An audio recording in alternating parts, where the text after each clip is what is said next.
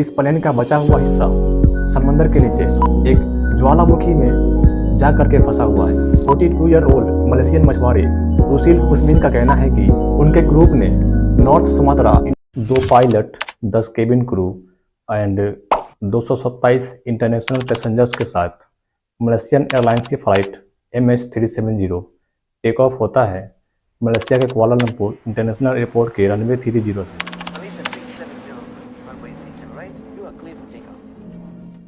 इसका planet destination China का capital Beijing international airport था।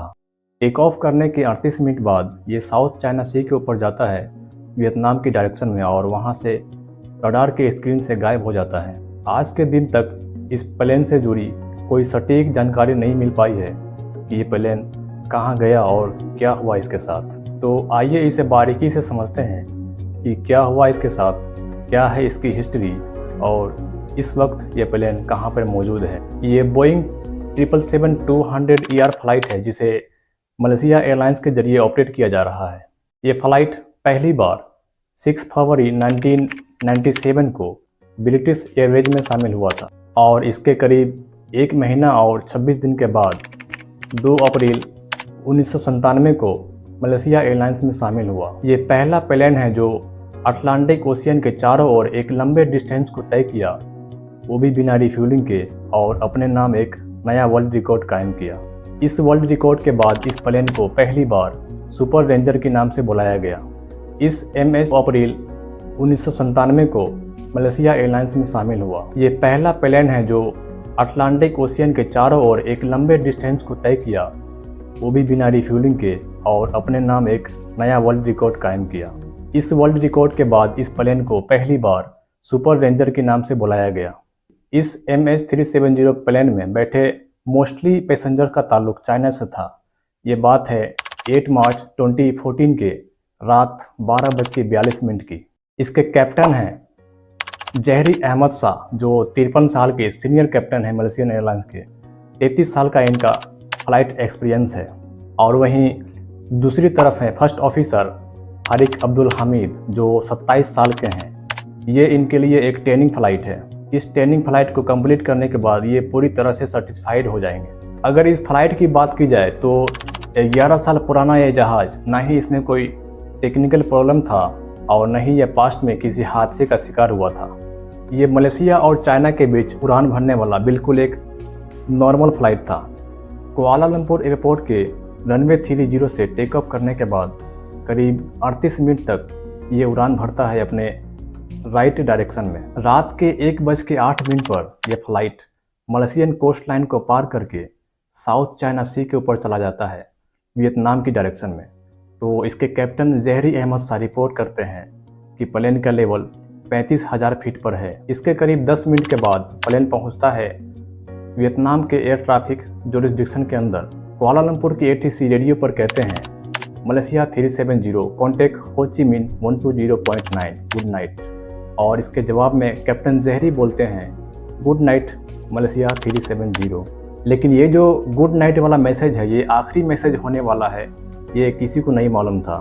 वियतनाम के एयर स्पेस में पहुंचने के करीब 30 सेकेंड के बाद ये फ्लाइट रडार के स्क्रीन से गायब हो जाता है। तो वियतनाम के ATC इसे कम्युनिकेट करने की कोशिश करते हैं लेकिन दूसरी तरफ से कोई जवाब नहीं मिल पाता।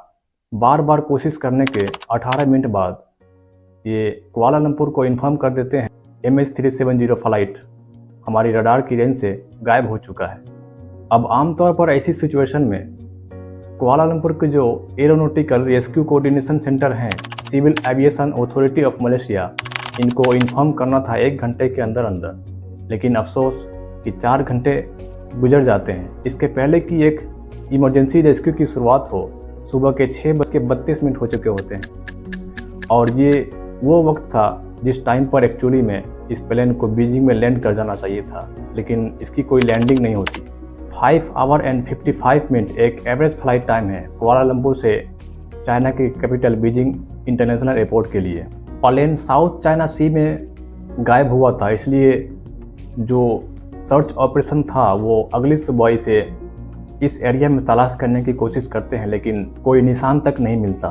फिर 4 दिन बाद एक खबर निकलती है कि यह प्लेन सिविलियन रडार से जरूर गायब हो गया था, लेकिन उसी रात मलेशिया के नॉर्थ वेस्ट में एक मिलिट्री रडार ने इस प्लेन को स्पॉट किया था और इस रडार के अकॉर्डिंग इस प्लेन को आखिरी बार रात के 2:15 पर देखा गया। ये प्लेन अपने फ्लाई रूट को क्रॉस करके थाईलैंड के माले पेनिनसुला एंड अंडमान सी के डायरेक्शन में गया और फिर इस रडार के रेंज से बाहर चला गया।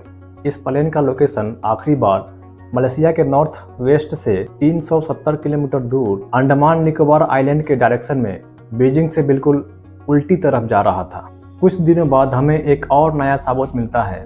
इनमार्सेट नाम के एक कमर्शियल सैटेलाइट की डेटा से मालूम पड़ता है कि ये प्लेन ऑटोमेटिकली इस सैटेलाइट से कम्युनिकेट करने की कोशिश कर रहा था। ये वैसे एक आम बात है। इस तरह के जो इंटरनेशनल पैसेंजर फ्लाइट होते हैं, जैसा कि मैं बताया, ये बोइंग 777 है। एयर ट्रैफिक कंट्रोलर से बात करने के लिए एक हाई फ्रीक्वेंसी रेडियो टेक्नोलॉजी होते हैं जो अक्सर सैटेलाइट से कम्युनिकेट करने की कोशिश करता है अपने कम्युनिकेशन सिस्टम को और बेहतर बनाने के लिए। जैसे आपका मोबाइल एक नॉन वाईफाई के साथ कनेक्ट करने की लगातार कोशिश करता है, लेकिन जब इस जहाज ने सैटेलाइट से कम्युनिकेट किया तो उसने कोई डाटा ट्रांसफ़र नहीं किया, उसने बस कनेक्शन बनाने की कोशिश की। इसलिए सैटेलाइट को बस इतना पता था कि इस प्लेन ने हमसे कनेक्शन बनाने की कोशिश की थी, इसके अलावा कुछ नहीं पता था कि ये प्लेन एक्चुअली में कहाँ पर था। इसलिए इस प्लेन के लोकेशन का अंदाज़ा लगाने के लिए कुछ साइंटिस्ट एंड इन्वेस्टिगेटर्स ने मिलकर एक कंप्यूटर प्रोग्राम बनाया। इन्होंने सोचा कि क्यों न हम इस सैटेलाइट के एंटेना का जो एंगल है उससे मेजर करके कैलकुलेशन करके ये अंदाज़ा लगाएं कि ये प्लेन कहाँ पे हो सकता है। इसी कैलकुलेशन के जरिए ये 7 सर्कल बनाया गया है और इस 7 सर्कल पर लोकल टाइम लिखा है कि किस टाइम पर किस जगह से इस प्लेन ने सैटेलाइट से कम्युनिकेट करने की कोशिश की थी। इस सर्कल को फेमसली 7th आर्क के नाम से जानते हैं। इन्वेस्टिगेटर्स ने कुछ और सोचा। इसमें भरे गए फ्यूल के हिसाब से जो 7 घंटे का ट्रैवलिंग टाइम था, उस हिसाब से फिर अंदाज़ा लगाया कि ये प्लेन एक्चुअली में इस सर्कल के इस आर्क में हो सकता है। ये जगह इंडियन ओशियन में मलेशिया से करीब 2000 किलोमीटर वेस्ट में है और एक बहुत बड़े एरिया को कवर करता है, क्योंकि इंडियन ओशियन दुनिया का तीसरा सबसे बड़ा महासागर है। इस पॉइंट ऑफ टाइम पर कंडक्ट हुआ दुनिया का सबसे महंगा और बड़ा सर्च ऑपरेशन। हफ्तों, महीनों, यहाँ तक कि सालों तक इस प्लेन की तलाश करते रहे, लेकिन अनफॉर्चुनेटली कुछ न मिला। 3 साल बाद एंड $160 मिलियन खर्च करने के बाद इस ऑपरेशन को बंद कर दिया गया। ये ऑपरेशन एक फेलियर रहा। लेकिन इस बीच एक अच्छी खबर ये थी कि 20 दिसंबर 2016 में इस प्लेन का एक पहला टूटा हुआ हिस्सा डिस्कवर किया गया। तैरते हुए आइलैंड ऑफ रीयूनियन पर आई मेडागास्कर के ईस्ट साइड में। यहाँ पर इस प्लेन का पहला टूटा हुआ हिस्सा राइट विंग फ्लैपरॉन पाया गया। इसके बाद जनवरी 2018 में एक American private company ocean infinity ने एक कॉन्ट्रैक्ट साइन किया मलेशियन सरकार के साथ। इन्होंने कहा हम ऑपरेशन कंडक्ट करेंगे और अगर हमें प्लेन नहीं मिला तो हम कोई फीस भी चार्ज नहीं करेंगे, यानी नो फाइंड नो फीस की शर्त पे इन्होंने अब एक नया सर्च ऑपरेशन चालू किया। ये भी कई महीनों तक इस प्लेन को तलाश करते रहे, लेकिन कुछ न मिला। ये भी अपने मिशन में फेल हो गए और 4 महीने बाद जून 2018 में इस ऑपरेशन को बंद कर दिया गया। इसके बाद मलेशियन पुलिस ने अपनी तीसरी एक अलग से इन्वेस्टिगेशन चालू की। इन्होंने देखा कि इस प्लेन को मलेशिया और थाईलैंड के एकदम बीच से उड़ाया गया, जो कहा जाता है कि ये जानबूझकर किया गया होगा ताकि दोनों के एयर स्पेस से दूर रहा जा सके। इसके बाद इस प्लेन में मौजूद 2 पैसेंजर पर शक गया। ये दोनों ईरानियन शख्स था। ये दोनों पैसेंजर पर इसलिए शक गया क्योंकि ये दोनों एक फेक पासपोर्ट के साथ ट्रैवल कर रहे थे। एक के पास इटालियन सिटीजन का चुराया गया पासपोर्ट था, तो वहीं दूसरे के पास एक ऑस्ट्रेलियन सिटीजन का चुराया गया पासपोर्ट। ये दोनों पासपोर्ट थाईलैंड में चुराए गए थे। इन्वेस्टिगेशन से मालूम पड़ा कि ये दोनों लोग इन चुराए गए पासपोर्ट का इस्तेमाल करके यूरोप में जाकर सेटल होना चाह रहे थे। इस पासपोर्ट के अलावा और कोई सबूत न मिला इस चीज़ का जो साबित कर सके कि ये दोनों कोई अटैक करने जा रहे थे, इसलिए इस एविडेंस को रिजेक्ट कर दिया गया। कुछ लोगों का मानना है कि ये प्लेन जैसे ही वियतनाम के एयर स्पेस में गया तो पायलट ने देखा कि कुछ गड़बड़ है प्लेन में, इसलिए पायलट ने जानबूझकर 180 डिग्री का शार्प टर्न लिया इसको वापस मलेशिया लेकर आने के लिए।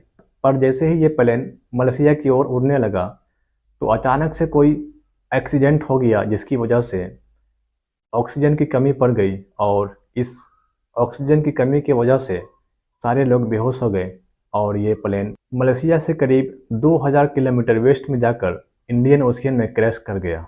एक retire air space engineer Richard Godfrey ये कहते हैं कि ये इस रहस्य का राज अब जान चुके हैं। इन्होंने अपनी एक कैलकुलेशन की YSPR weak signal proportion reporter technology का इस्तेमाल करके। ये एक ऐसी टेक्नोलॉजी है जो बेसिक रेडियो वेव के रिफ्लेक्शन को कैच करती है। एक जगह से रेडियो वेव निकलती है और एटमॉस्फेयर से रिफ्लेक्ट होकर कुछ रेडियो वेव दूसरी जगह पहुंचती है और इस बीच से अगर कोई प्लेन गुजर रहा होता है तो उसे बेसिकली नोटिस किया जा सकता है। तो इन्होंने एक कंप्यूटर प्रोग्राम बनाया इन वीक रेडियो वेव के सिग्नल के थ्रू कि इस प्लेन के रास्ते को पहचान सके और इस कैलकुलेशन के अकॉर्डिंग प्लेन का लोकेशन इस 7th आर्क के एरिया में है। रिचर्ड ने 40 नॉटिकल माइल्स की एक्यूरेसी में इस एरिया को पिन पॉइंट कर दिया और कहा इस एरिया में ऑपरेशन कंडक्ट किया जाए और मिल जाएगा यहाँ पर। एक इंटरेस्टिंग बात तो यह है कि एक इंडोनेशियन मछुआरे का कहना है कि वो उस सटीक जगह को जानते हैं जहाँ ये MH370 फ्लाइट दुर्घटनाग्रस्त हुई थी। 42 ईयर ओल्ड मलेशियन मछुआरे रुसिल खुस्मिन का कहना है कि उनके ग्रुप ने नॉर्थ सुमात्रा इंडोनेशिया के किनारे एक अभियान के दौरान इस प्लेन को क्रैश होते देखा था। उन्होंने कहा कि 2014 में इस प्लेन को सीधे मलक्का स्टेट में गिरते हुए देखा। ये प्लेन एक टूटे हुए पतंग की तरह इधर से उधर जा रहा था और पानी में गिरने से पहले कोई शोर नहीं था, सिर्फ काला धुआं था। और फाइनली दोस्तों, इनके बताए हुए जगह पर एक ऑपरेशन कंडक्ट किया गया और उस ऑपरेशन में इंजन के साथ राइट विंग डिस्कवर किया गया। इस साल के गुजरे कुछ दिनों में एक कंफर्म एविडेंस आया है इस प्लेन का बचा हुआ हिस्सा समंदर के नीचे एक ज्वालामुखी में जा कर के फंसा हुआ है। मैं उम्मीद करता हूँ ये वीडियो आपको इन्फॉर्मेटिव लगा होगा और आप सब्सक्राइब भी ज़रूर किए होंगे।